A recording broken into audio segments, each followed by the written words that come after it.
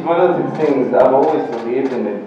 But world cricket has changed so much because if you miss your Yorker, you can go for six. But I still believe as a bowling coach that to go to ball. If you can land your Yorker and you're good under pressure, to land the Yorker is still a good ball to have. And it's one of those things you have to train it. You have to bowl. After practice, you have to put in the work. So you have to bowl extra 20 balls just to work on your Yorkers because I always say to the bowler, you need to be able, once you're under pressure, to bowl your Yorker. Then you've got guys that have got different skills. But I always say, if you've got a good change of pace, you need to be able to back that up with a good Yorker or a bouncer. But the Yorker is the go-to ball for me. You know, it's a challenge to take Afghanistan, and we've got to interpret it. But I found like if you work one-on-one with the player tends to open up more than in a group situation. So I experienced that in Afghanistan where a player would say yes, but he wouldn't understand. So I've experienced it. So now I kind of know how to deal with it, is to work one-on-one with the player, make sure if he doesn't understand, get someone to explain to him. And, you know, just slow it down, don't speak too fast, listen more to what he's got to say, and then try and build the relationship. It's important that you build the relationship with your fast bowlers or the people you work with. So even if it's just to speak about his family, how he is, makes him more comfortable, and then kind of you understand we're on the same level. So he is welcome to come to my room or say, "Sure, you know, I don't understand what you're saying. Can we get an interpreter?" And that will help. So I know it's a challenge, but it's something I'm looking forward to. Yeah, no, for me it's always competition. So I'm going to look, as Russell said, we're going to look at the under-19s. They played well in England.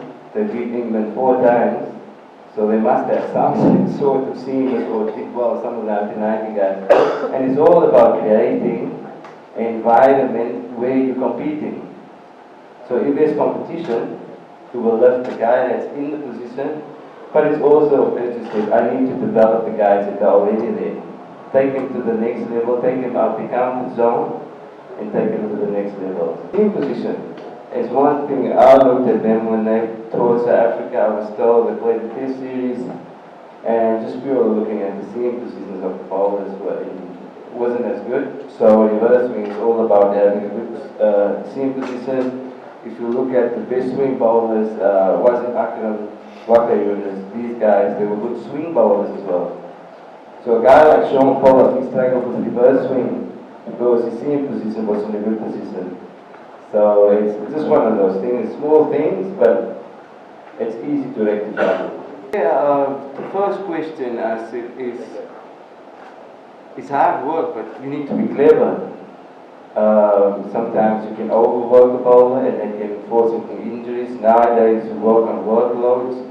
But it's a fine line because you need the guy to bowl, because if, just thinking out, your domestic cricket probably, guys seamers won't bowl as much, they probably bowl with a new ball, second new ball in a day, but we need to find a way we can actually work smart, but work hard. So you train for a smaller period, but more clever in working on the technical things. So the second part of the question, I would say, it's going to be hard just to get 2 guys to bowl in tandem, but we need to find a way to compete overseas.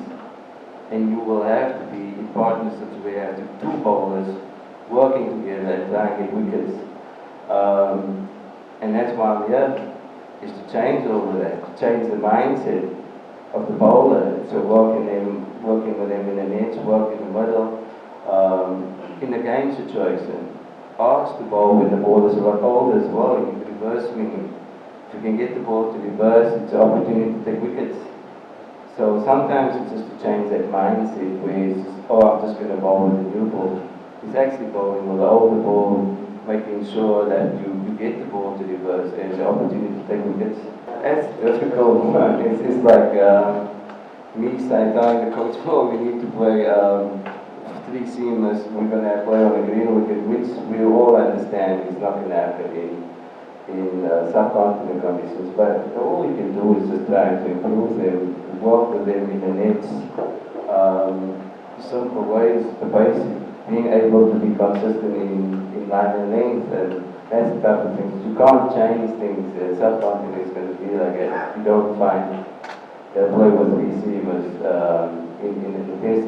So it is a challenge, but it's a good challenge. I always say these challenges, as a coach, that's what you're looking for. If you can bring the next Mustafas out or a next Tuscan, a younger guy, and that is the type of thing you need to do as a coach. You need to find a way how you're going to bring him in, how you're going to coach him, and work on that.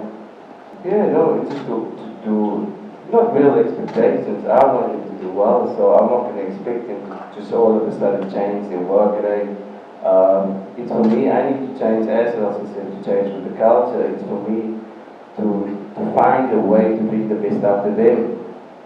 And that is going to be the challenge for me, is to find a way so I can go out there, encourage them to do well. And it's one of those things, I can't just come and say, okay, you need to do this, you need to do extra fitness. No, you need to understand what they want, what they need, what their shortcomings are, and that's going to be, as I said, the challenge is to find that way and try and improve them